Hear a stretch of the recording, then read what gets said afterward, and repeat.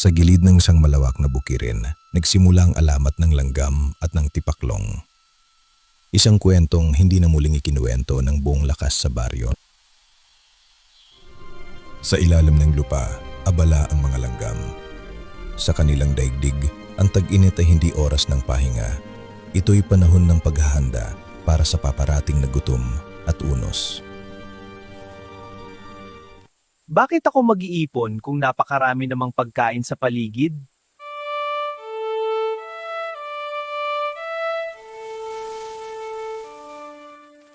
Hindi ba siya natatakot sa darating na tag-ulan?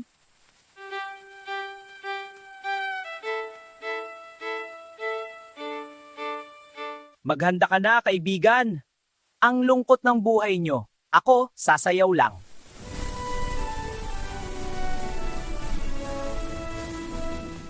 Hindi tulad ng mga langgam, ang tipaklong ay kilala sa buong damuhan bilang hari ng awit at aliw. Para sa kanya, ang araw ay ginawa para sa musika, hindi para sa paghihirap. Hindi lang ulan ang darating. May iba pa akong naamoy sa hangin.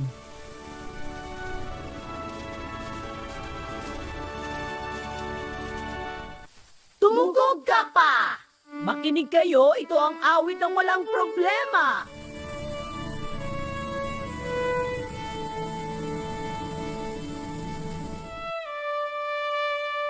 Sino yan? May nakikinig ba? Bakit parang may ibang tumutugtog kasabay ko?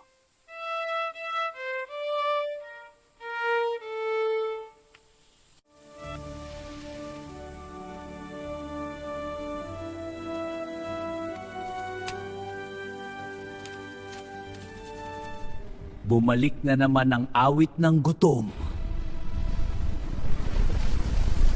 Matagal nang may lihim ang parang. Sabi ng matatanda, may nilalang na gumagala dito, isang espiritu ng walang katapusang gutom. Hindi ito basta halimaw na kumakain ng laman. Kumakain ito ng sigla at pag-asa. At tuwing may nilalang na nagsasayang ng panahon sa halip na maghanda, doon ito naakit. Hindi naniniwala ang tipaklong sa mga babala. Pinili niyang magsaya ng walang katapusan. Ikaw ba ang sumusunod sa musika ko? Hindi! Ako ang kumakanta sa dulo nito. Ipinangako nitong magiging kanya ang buong parang bilang entablado. Kailangan lamang daw niyang ipagpatuloy ang kanyang tugtog hanggang sa dumating ang unang malamig na ulan. Napaatras ang tipaklong, ngunit hindi siya makatakbo agad.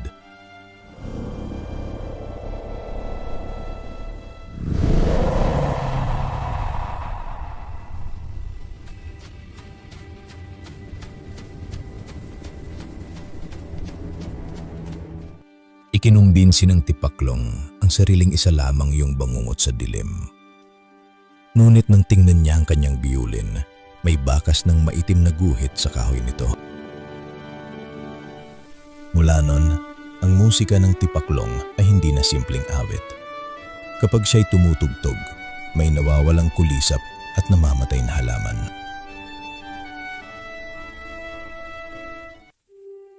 Napansin ng mga langgam ang pagbabago at binantayan nilang maigi ang tipaklong mula sa malayo.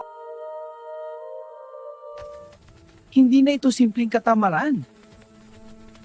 May kasamang sumpa ang kanyang awit. Tingnan nyo, lalong lumalala. Sa kanilang pagmamasid, nakita nilang hindi na normal si tipaklong. Ang anino nito ay nahahati sa dalawa. Parang may isa pang katawan na nakadikit sa kanya, ngunit hindi lubos na nakikita. Lumayo ka sa tugtog na yan. Hindi na yan sayo.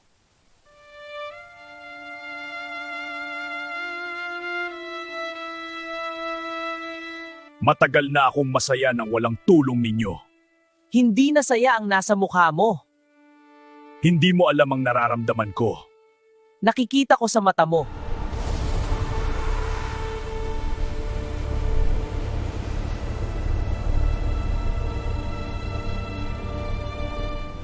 Takbo!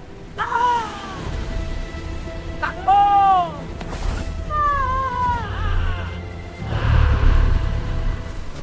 Ayoko nito! Hindi ito ang napaslan! Ang gutom ay laging may kapalit.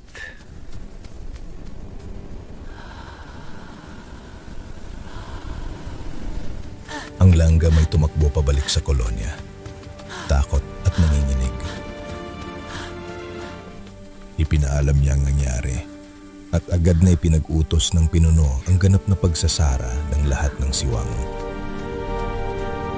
Isara ang lahat! Walang lalabas ngayong gabi!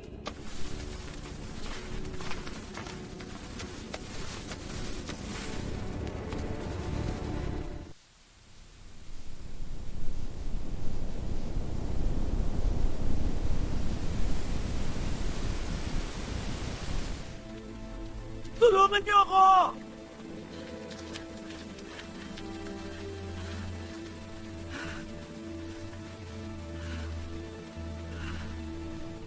Sa unang pagkakataon, naranasan ng tipaklong ang tunay na gutom. Hindi dahil sa kakulangan ng pagkain sa paligid, kundi dahil tila hindi siya makakain. Ang sumpa ay nagsisimula ng maningil. Hindi ko siya kayang pabayaan.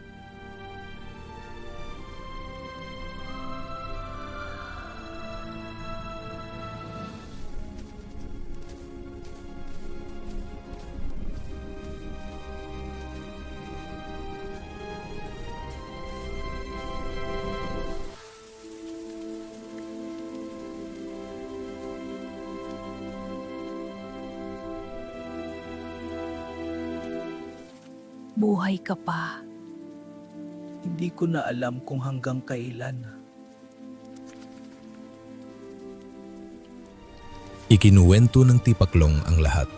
Ang nilalang, ang pangako, ang awit at ang gutom na hindi mabusog. Akala ko biro lang ang kapalit. Hindi pa huli. Kailangan lang nating putulin ang ugnayan. Ayon sa alaala ng batang langgam, may isang lumang paraan ng kanilang angkan laban sa awit ng gutom. May sumusunod sa atin. Alam ko, huwag kang lilingon.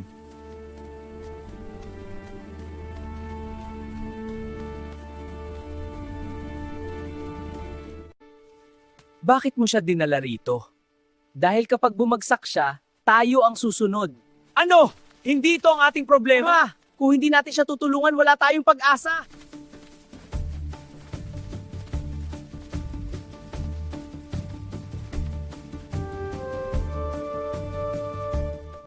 Muling nagising ang gutom sa awit.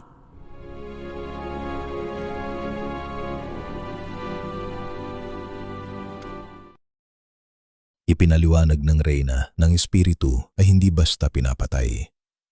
Ngunit maaari itong itaboy kung ang mismong pinagmulan ng sumpa ay haharap sa kanyang kasalanan at puputulin ng awit gamit ang sariling lakas.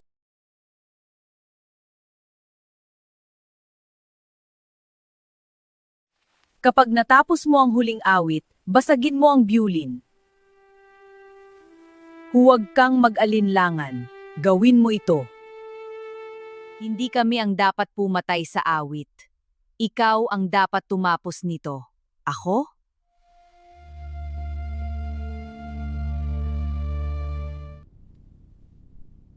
Kung ito lang ang paraan, gagawin ko.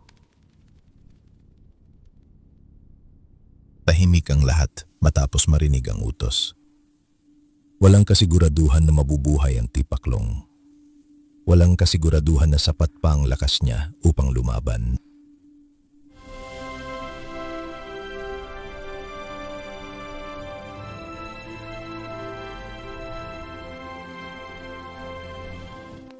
Hindi ka namin iiwan hanggang sa kaya namin.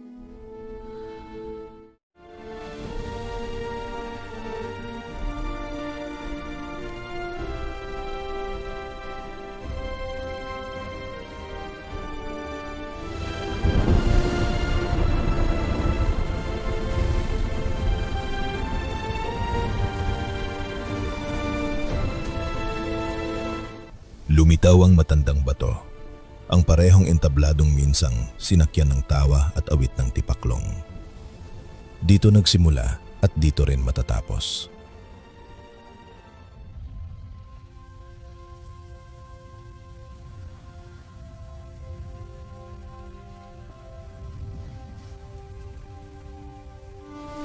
Ito ang awit ng aking pagkakamali.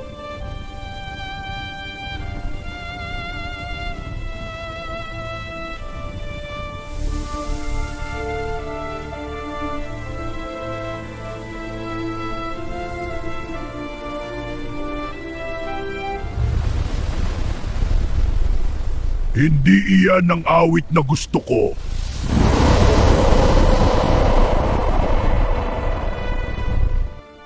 Hindi huminto ang tipaklong. Kahit nanginginig ang kanyang katawan at tila mapupunit ang mga ugat ng kanyang mga braso, ipinagpatuloy niya ang himig. Naririnig ko na lahat ng hindi ko pinakinggan noon.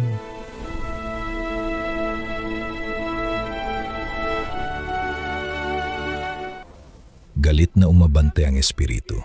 Ngunit tuwing susubok itong lumapit sa bato, ang mga langgam ay hindi umatras. Kahit ang ilan sa kanila ay tinatangay na ng malakas na hangin.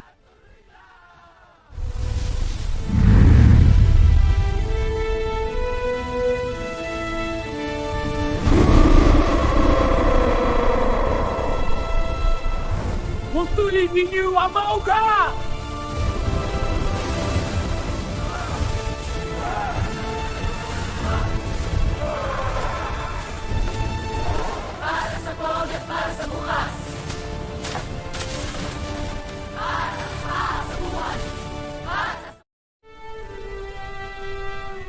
Maraming salamat. Hindi ko nasasayangin ang buhay ko.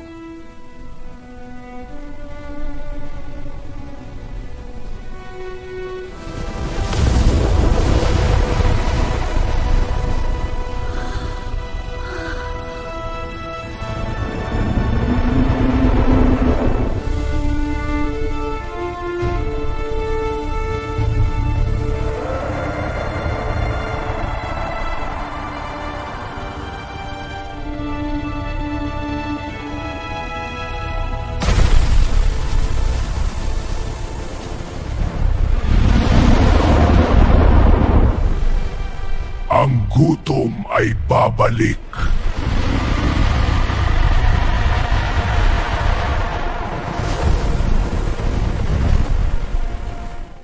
Kasabay ng pagkawala ng espiritu, bumuhos ang ulan ng totoo.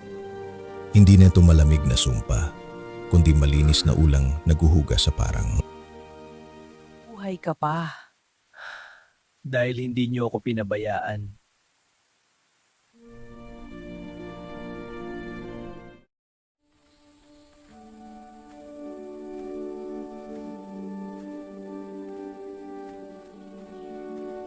Hindi siya maaaring tumira sa kolonya, ngunit hindi rin siya itinaboy. Sa halip, binigyan siya ng ilang butil at tuyong dahon bilang tulong sa kanyang paggaling. Ang kabutihang yon ay lalong sumugat sa kanyang konsensya, ngunit sa mabuting paraan.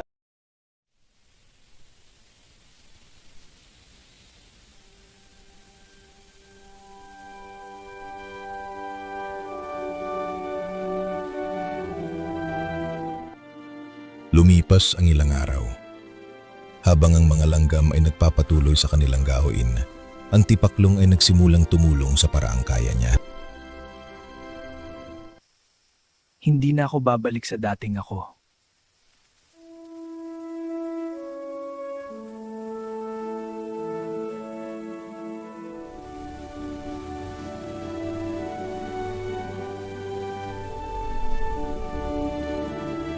Pagsapit ng tagulan, handa ang buong parang.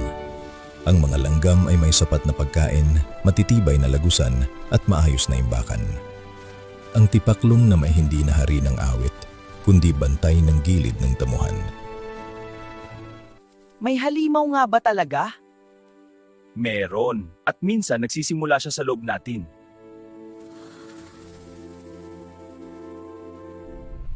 Minsan, kapag mahangin at malamig ang gabi, may naririnig pa rin kakaibang ugong sa malalayong damo. Humihina ito kapag ang mga nilalang ay marunong maghanda, magtulungan at umiwas sa kayabangan. Ang gutong ng dilim ay nagsisimula sa maliit na kapabayaan. Hindi sapat ang saya kung walang paghahanda, at hindi sapat ang talento kung walang pananagutan. At kung gumalik man ang awit ng gutom, may tagapagtanggol ng parang silanggam at tipaklong.